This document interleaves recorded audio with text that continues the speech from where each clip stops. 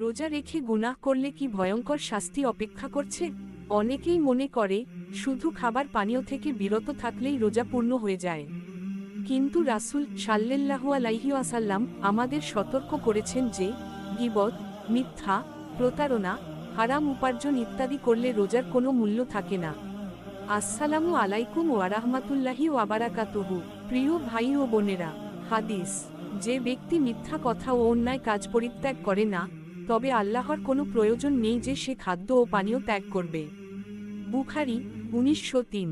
ফজিলত, সত্যিকারের রোজাদারের জন্য জান্নাতের বিশেষ দরজা রাইয়ান খোলা হবে। গুনাহ মাফ হয়, নতুনভাবে জীবন শুরু করার সুযোগ মেলে, আল্লাহর রহমত লাভ হয় এবং জান্নাতের নিশ্চয়তা পাওয়া যায়।